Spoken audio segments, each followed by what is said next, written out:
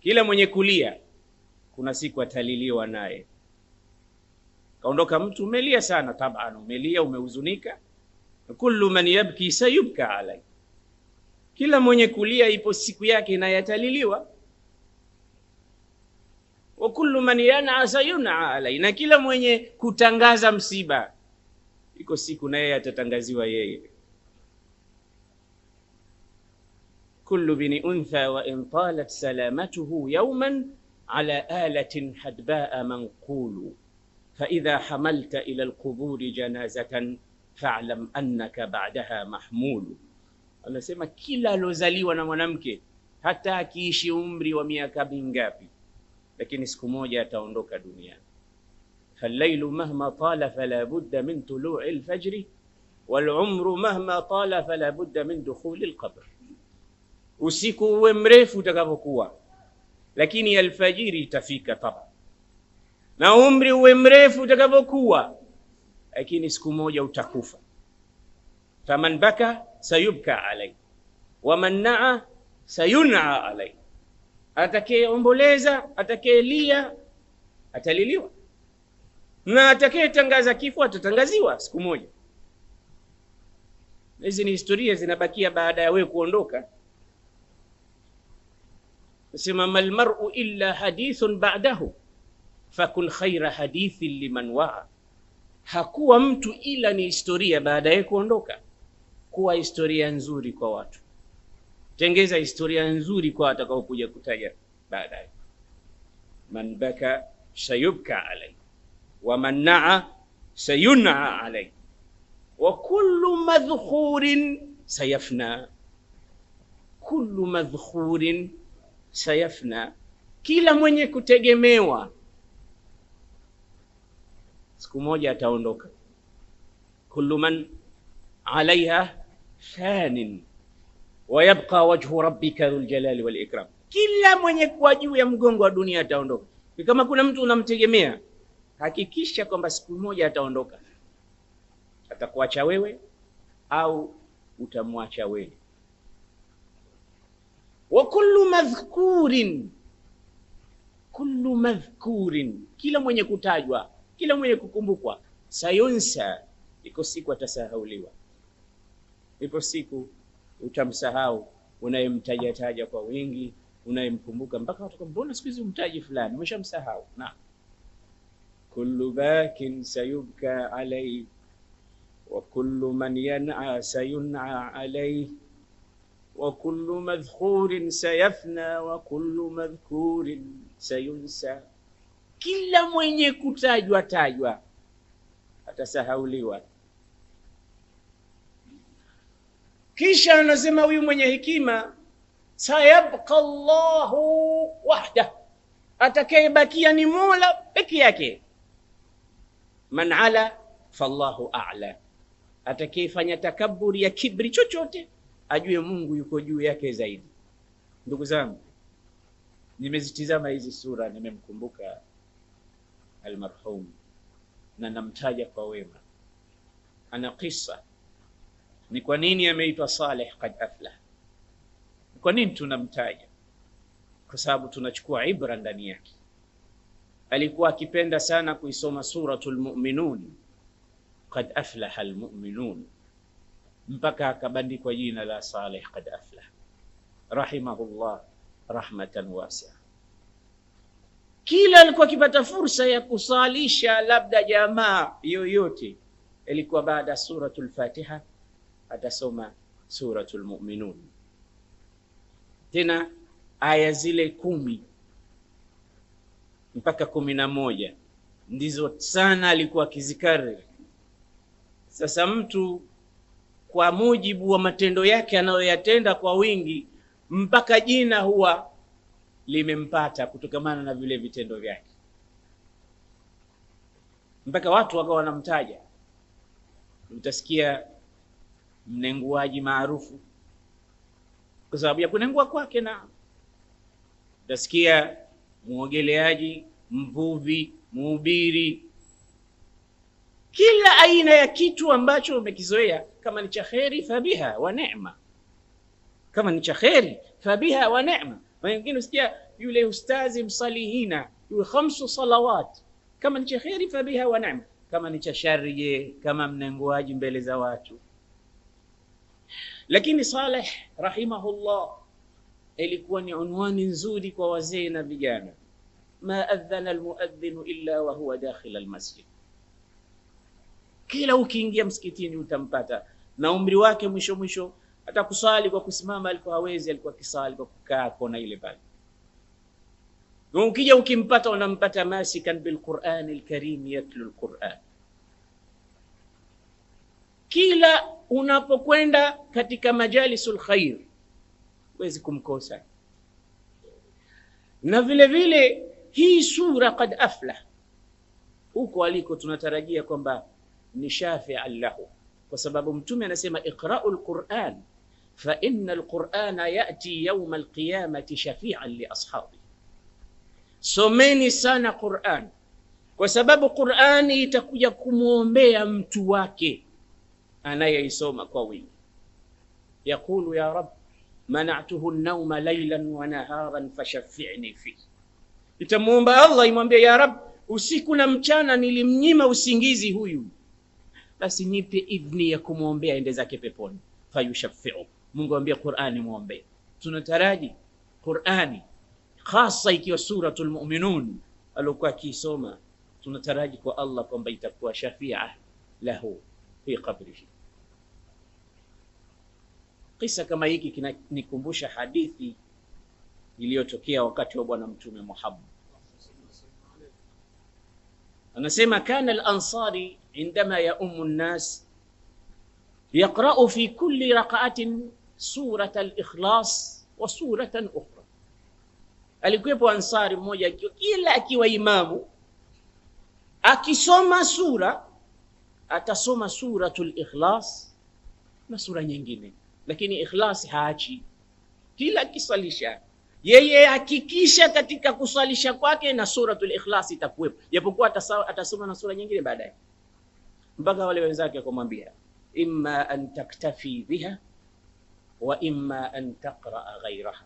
Bwana, hizi umezidi kusoma hii suratul ikhlas kila siku na sura nyingine, sisi tunakuambia ima utosheke na hiyo hiyo moja au usome sura nyingine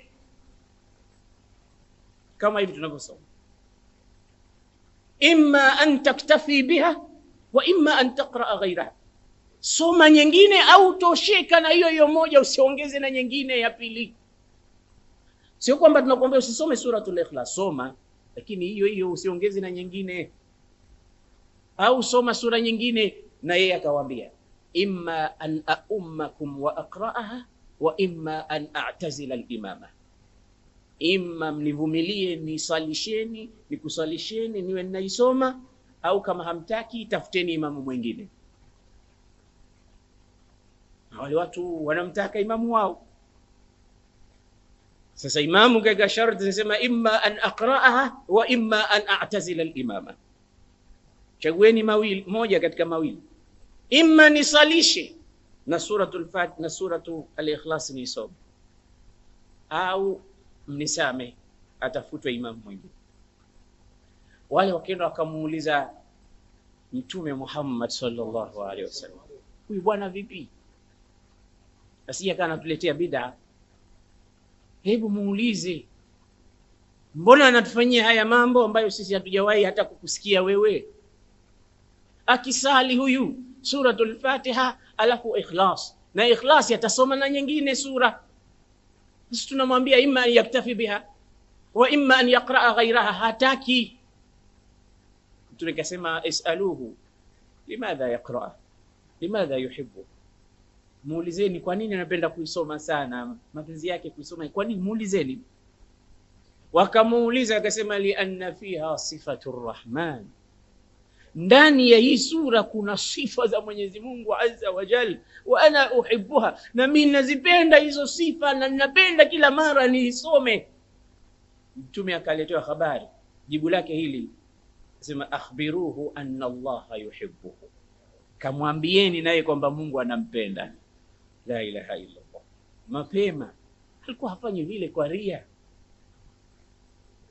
Anafanya vile kwa sababu ndani kuna message katika suratul Ikhlas, tena nzito mno.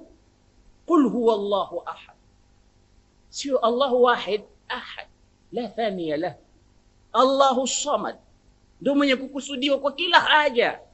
Lam yalid walam yulad, hakuzaliwa, hana mke, hana watoto. Walam yakul lahu kufuwan ahad, hana chochote kilichoshabihiana naye. Hii nataka ifike kwa kila mtu. Ndio maana mimi naikariri, fa akhbiruhu anna Allaha yuhibbu hubbuka laha adkhalaka aljanna. Tena kawaambia, mwambieni kuipenda hiyo sura tu, hilo limempeleka peponi. Hilo la kuipenda suratul Ikhlas, adkhalaka aljanna. Pepo ndugu zangu ni ghali mno. Mtume anasema, ala inna sil'ata Allahi ghaliya, bidhaa ya Mwenyezi Mungu ni ghali. Sasa hivi namsikia kila mtu analalamika kuhusu futari ni ghali sokoni. Nazi tunanunua 1700,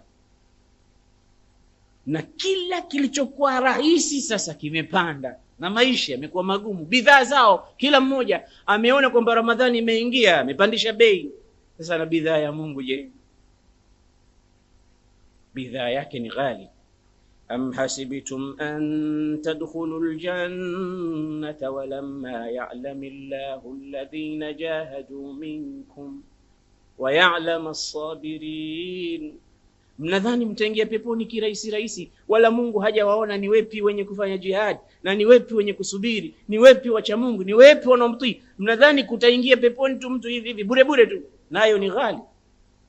wasari'u ila maghfiratin min rabbikum wa jannatin 'arduha as-samawati wal ard u'iddat lil muttaqin الذين ينفقون في السراء والضراء والكاظمين الغيظ والعافين عن الناس والله يحب المحسنين والذين إذا فعلوا فاحشة أو ظلموا أنفسهم ذكروا الله فاستغفروا لذنوبهم ومن يغفر الذنوب إلا الله ولم يصروا على ما فعلوا وهم يعلمون.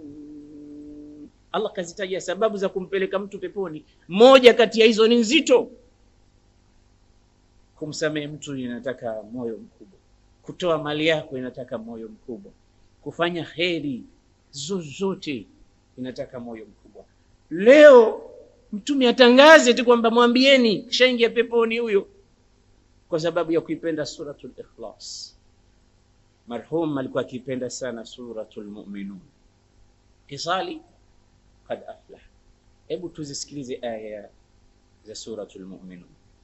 A'udhu billahi minash shaitanir rajim. Bismillahir rahmanir rahim. Qad aflahal mu'minun alladhina hum fi salatihim khashi'un والذين هم عن اللغو معرضون والذين هم للزكاة فاعلون والذين هم لفروجهم حافظون إلا على أزواجهم أو ما ملكت أيمانهم فإنهم غير ملومين فمن ابتغى وراء ذلك فأولئك هم العادون والذين هم لأماناتهم وعهدهم راعون والذين هم على صلاتهم يحافظون أولئك هم الوارثون الذين يرثون الفردوس هم فيها خالدون. اللهم اجعلنا منهم يا رب. هؤلاء waumini. ما أحلى القرآن وما أجمله وما أطيبه وما أحسنه. Ni uzuri ulioje wa Qur'an, ni utamu ulioje wa Qur'an. Qur'an walikuwa wenzetu wameifanya ndo katiba ya maisha yao. Hafidhnahu. Wanawake pia walihifadhi Qur'an, wanawake waliipenda. Kana ar-rajulu idha dakhala bayta sa'alathu zawjatu, kam ayatun min alqur'ani nazalat. Ilikuwa mtu akienda nyumbani kwake akigonga mlango tu, mkewe akifungua mlango anamuuliza aya ngapi zimeshuka leo za Qur'an. Sisi tunaulizwa nini tukifika majumbani? Vipi huko mambo yamekuaje? Nipe hilo koti hebu nilitizame. Kabla halijatundikwa linapeksheniwa mifukoni kote, labda kuna maghala thamanu wa khaffa hamlu. Na kila unapotoka unahusiwa usije mikono mitupu na makanzu yako tu. Hapa mambo yamekuwa mabaya. Lakini wale walikuwa kiulizwa nini? Kam nazala al-yawma min al-Qur'an wa kam min hadithi rasulillahi hafizta. Hadithi ngapi za mtume umezisoma? Umezihifadhi? Nisomeshe nami. Haya ndio ilikuwa maisha yao. Wakawa ghali kwa kufuata mwenendo aliofundisha mtume. Mpaka alipokufa mtume walikuwa bado hawajasahau mafundisho yake. Sayyidina Umar alipofika Damashq akaingia Baitul Maqdis, akaitwa katika chakula, ameingia na joho lake lina 17 ruqatan, lina viraka 17. Sayyidina Umar akaambiwa na mmoja katika wanajeshi wake, law ghayyarta thiyabaka ya amira almu'minin fa innaka satalqa an-nas, badilisha nguo zako amiri almu'minin, kwa sababu kesho utakutana na watu waheshimiwa, wanaheshimika katika nchi hii.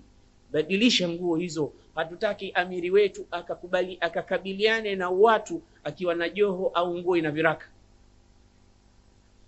Umar asema law ghayruka qala hadhihi alkalima la awja'tuhu darban.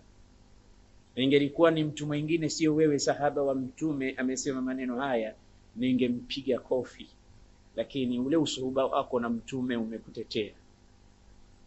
Kunna adhillaa fa'azzana Allahu bilislam fa idha ibtaghayna al'izzata fi ghayri alislam adhallana Allah. Sisi tulikuwa madhalili, Uislamu ndo ukatunyanyua. Tukitafuta ushindi kwa usiokuwa Uislamu tutadhalilika tena. Wewe unataka tutafute ushindi kwa Marum au Uluji hawa? Kisha akaitwa Umar katika table ya chakula, amekaa pale, kaambia tukaeni chini kufuata sunna ya bwana mtume sallallahu alaihi wasallam.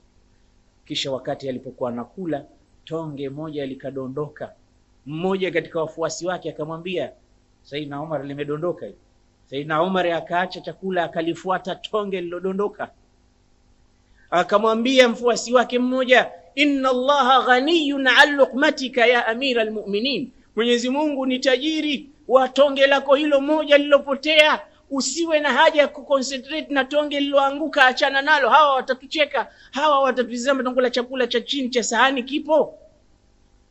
Umar akaghadhibika mara ya pili, ana alladhi yatakhalla bi sunnati rasulillah min ajli haula'i aluluj. Unadhani mimi ndiye yule atakayeacha sunna ya mtume kwa sababu ya hawa hapa? Hivi ndivyo alivyokuwa akifanya mtume.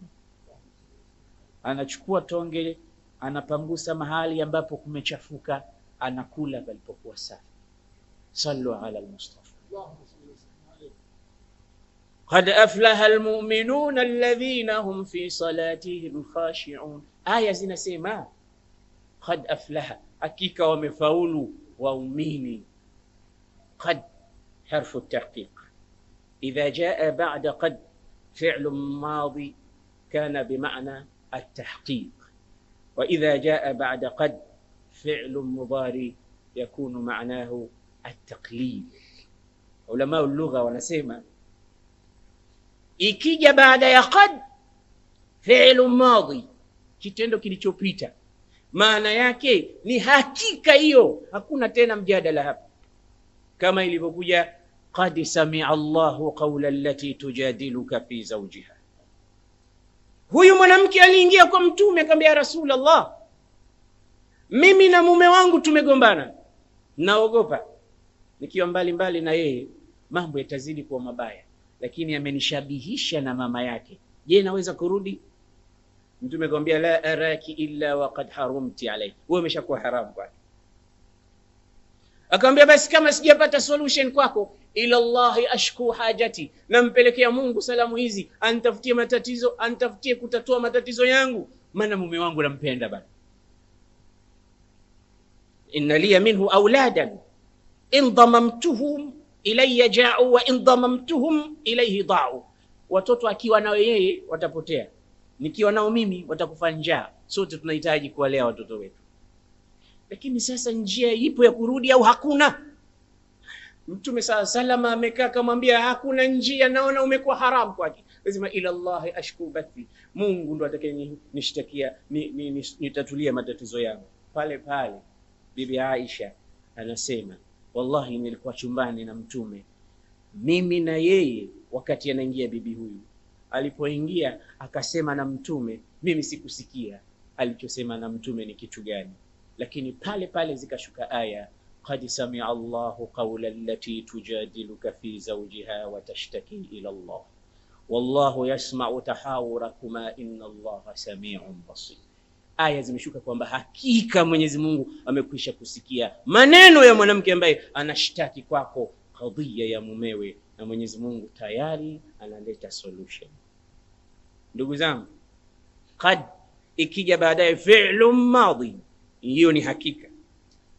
Lakini ikija qad baada yake fi'lu mudari, present tense au future tense. Fi'lu mudari maana yake yufidu taqlil, maana yake ni kwa uchache, kama walivyosema qad yasduqu al-kadhub, huenda muongo akasema ukweli, lakini mara moja